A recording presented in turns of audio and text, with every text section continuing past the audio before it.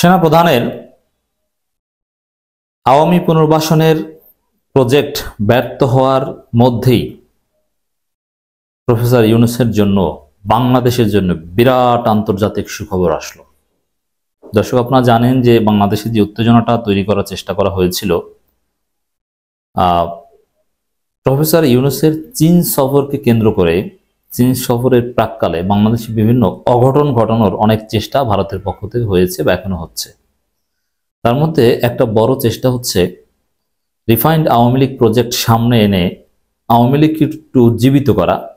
আপনারা দেখেছেন যে ধানমন্ডিতে আওয়ামী লীগ মিছিলও করেছে, ধরাও পড়েছে, নানান প্রজেক্ট ছিল। বা সেনাপ্রধান কেন্দ্রিক যে উত্তেজনা, সেটার পেছনেও ছিল দেশে একটা অস্থিতিশীলতা সৃষ্টি করা যাতে চীন সফর স্থগিত হয়। যেমন সেনাপ্রধান এবং জনগণ বিরোধ, সেনাপ্রধান আওয়ামী লীগকে রিপেট্রিয়েট করতে চান, এই বিষয়টা তো ফাঁস হয়ে গিয়েছে। আওয়ামী লীগের লোকজন প্রচারণা চালাচ্ছে, সুখবর আসছে, সেনাপ্রধান দায়িত্ব নিচ্ছেন, শেখ হাসিনা দেশে আসছেন, এই যে কালকে সকালে পরশু সকালেই হয়ে যাবে, কেউ ঠেকাতে পারবে না, এত তাড়াতাড়ি সুখবর আসবে কল্পনা করতে পারিনি, এরকম অনেক কথাবার্তা আওয়ামী লীগের লোকজন বলছে। ইট মিনস এগুলো চীন সফর ঠেকানোর একটা প্রজেক্ট ছিল, অথবা চীন সফর হয়ে গেলেও যেন মাঝপথ থেকে ফিরে আসতে হয় বা সফর শেষ না করেই ফিরে আসতে হয়। কারণ বাংলাদেশের রাষ্ট্রপ্রধানদের চীন সফর এতটাই তাৎপর্যপূর্ণ যে ভারত এটা কখনো শেষ হতে দেয় না। শেখ হাসিনার সফরও শেষ হতে দেয়নি, কাটিল করে চলে আসতে হয়েছে। খালেদা জিয়ার ক্ষেত্রে সেম, আপনারা জানেন যে চীন সফরে গিয়েছিল, তখন 63 জেলায় ভারত জেএমপির মাধ্যমে বোমা হামলা করিয়ে অস্থিতিশীলতা সৃষ্টি করে খালেদা জিয়াকে দেশে আসতে বাধ্য করেছিলেন।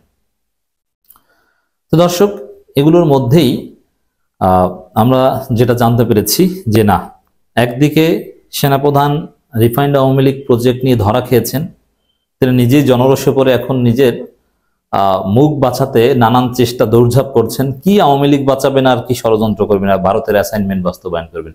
সেনাপ্রধান নিজেই এখন দৌড়ের উপর আছেন চাকরি বাঁচাতে, বিভিন্ন ইউটিউবারদের পিছনে দৌড়াচ্ছেন, ইফতার পার্টি করে জুলাই যোদ্ধাদের সম্মান দেখিয়ে একটু নর্মালাইজ করার চেষ্টা করছেন নিজেকে। মানে ধরা পড়েছে, ওই প্রজেক্ট শেষ। একই সাথে আমরা জানতে পারছি না প্রধান উপদেষ্টার চীন সফর হবেই, শুধু হবে তা না, কত বড় সুখবর দেখেন। প্রধান উপদেষ্টার চীন সফর হবে মাইল ফলক, চীনা রাষ্ট্রদূত। শুধু মাইল ফলক না, 50 বছরের ইতিহাসে সবচাইতে তাৎপর্যপূর্ণ সফর হবে এবং অনেক যুগান্তকারী ঘোষণা এই চীন সফরে আসবে। এই যুগান্তকারী ঘোষণা প্রফেসর ইউনূস সরকারের যে মৌলিক দুর্বলতাগুলো ওভারকাম করে দিবে। সবচাইতে বড় দুর্বলতা হলো দ্রব্যমূল্য। যদিও অতীতের যে কোনো সময়ের চাইতে দ্রব্যমূল্য এবার ভালো, কিন্তু আরো কমুক, মানুষ এটা চায়। বেকারত্ব দূর হোক, মানুষ চাকরি পাক, ব্যবসা বাণিজ্য করতে পারুক, টাকার অভাব না থাকুক, এটি তো মানুষ চায়। সহজে চিকিৎসা নিতে পারুক, বিশ্বমানের চিকিৎসা পাক সহজে, এটি তো মানুষ চায়। এরকম অনেক কিছু সমাধান এই চীন সফরের পর হবে, যেগুলো বাস্তবায়ন হবে হয়তোবা জুন মাসে, কারণ এপ্রিল মেতে প্রক্রিয়া চলবে, জুন জুলাই থেকে আপনারা সুফল পাওয়া শুরু করবেন। প্রধান উপদেষ্টা ডক্টর মোহাম্মদ ইউনূসের চীন সফর মাইল ফলক হবে বলে মন্তব্য করেছেন ঢাকায় নিযুক্ত চীনের রাষ্ট্রদূত ইয়া ওয়েন। পররাষ্ট্র মন্ত্রণালয়ের পররাষ্ট্র সচিব মোহাম্মদ জসিমউদ্দিনের সঙ্গে বৈঠক শেষে সাংবাদিকদের কথা বলেন। দেখেন, চীন বাংলাদেশের পক্ষ থেকে চীন সফরকে কেন্দ্র করে বৈঠক বর্ণনা সবকিছু ঠিকঠাক, শেষ মুহূর্তের প্রস্তুতি একদম ফাইনাল, কিচ্ছু বাকি নেই, কোনো অনিশ্চয়তা নেই। চীন সফর হচ্ছেই। চীনা রাষ্ট্রদূত বলেন, প্রধান উপদেষ্টার সফর নিয়ে আমরা খুব ঘনিষ্ঠভাবে কাজ করছি, অপেক্ষা করুন এবং দেখতে থাকুন। এই সফর গুরুত্বপূর্ণ ঘোষণা আসতে পারে, সফরটি একটি মাইল ফলক হবে। এই যে ঘনিষ্ঠভাবে কাজ করছি, অপেক্ষা করুন, দেখতে থাকুন, এর মানে বিশাল চমক আছে, নজিরবিহীন ফলাফল আসবে ইনশাআল্লাহ। দক্ষিণ এশিয়ার ভূ রাজনীতির চিত্রই পরিবর্তন হয়ে যাবে। দীর্ঘ 54 বছর ইন্ডিয়ান হেজিমনি ধসে পড়বে, ধ্বংস হয়ে যাবে এই চীন সফরের মধ্য দিয়ে। প্রধান কিছু সামরিক চুক্তি হোক, খেলা জমবে। প্রধান উপদেষ্টা সফরে দুটি দৃষ্টি থাকবে ভারত যুক্তরাষ্ট্রের। এই বিষয়টি নিয়ে চীনের মন্তব্য জানতে চাইলেও ইয়া ওয়েন বলেন, এই সফরটি খুব ফলদায়ক হবে, বাংলাদেশ চায়নার উপকার বা লাভ কিসে সেটাই আমাদের উদ্দেশ্য। অতএব যুক্তরাষ্ট্র কিংবা ভারত কি ভাবলো এটা দেখার বিষয় নেই। দেখেন, এখানে যুক্তরাষ্ট্র যতদিন পর্যন্ত বাইডেন ছিল ততদিন পর্যন্ত বাইডেনের কাছে চীন খুব ইম্পর্টেন্ট ছিল, কিন্তু ট্রাম্পের কাছে কিন্তু ইম্পর্টেন্ট না। ট্রাম্প চীন রাশিয়া এদের সাথে সম্পর্ক নর্মালাইজ করতে চান।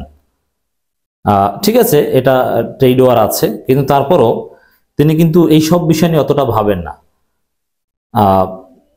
অতএব এই যে ইন্দো প্যাসিফিক স্ট্র্যাটেজি, এই বিষয় নিয়েও ট্রাম্পের আগ্রহ কম। ওটা ডেমোক্রেটরা খুব সিরিয়াস ওটা নিয়ে। অতএব নেতিবাচক দিক থেকে যুক্তরাষ্ট্র এই বিষয়ে সিরিয়াস না, কিন্তু ভারতের কান্নাকাটিতে শুরু হয়েছে। আর টার্গেটই হচ্ছে প্রফেসর ইউনূসের টার্গেটও ভারতকে একটা শিক্ষা দেওয়া এই সফরের মধ্য দিয়ে, চীনেরও টার্গেট হচ্ছে এটা। স্থানীয় কূটনীতিকরা বলছেন সবকিছু ঠিক থাকলে প্রধান উপদেষ্টা 26 থেকে 29 মার্চ চীন সফর করবেন। চীন 26 মার্চ দুপুরে চীনের উদ্দেশ্যে প্রধান উপদেষ্টা 26 মার্চ দুপুরে চীনের উদ্দেশ্যে ঢাকা ছাড়বেন। চীনের হাইনান প্রদেশের অনুষ্ঠেয় বোয়াও ফোরাম অফ এশিয়া সম্মেলনে যোগ দেবেন ডক্টর ইউনূস। সম্মেলনের উদ্বোধনী প্ল্যানারি সেশনে বক্তব্য দেবেন তিনি। এছাড়া প্রধান উপদেষ্টার চীনের স্টেট কাউন্সিলের এক্সিকিউটিভ ভাইস প্রিমিয়ার দিং ঝুজিয়াং এর সঙ্গে বৈঠক হতে পারে। 28 মার্চ বেজিং এর গ্রেট হল অব দি পিপলে চীনের প্রেসিডেন্ট শি জিনপিং এর সঙ্গে বৈঠকে বসবেন ডক্টর ইউনূস।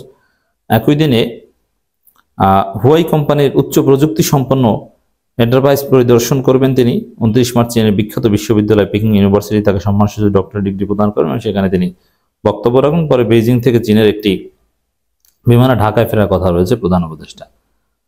তো দর্শক, বাংলাদেশ 54 বছরের একটা মাইলফলক অতিক্রম করতে যাচ্ছে। অতএব আওয়ামী লীগ, রিফাইন্ড আওয়ামী লীগ, অমুক তমুক এসব কথা বলে লাভ নেই। ভারত মারা খাচ্ছে।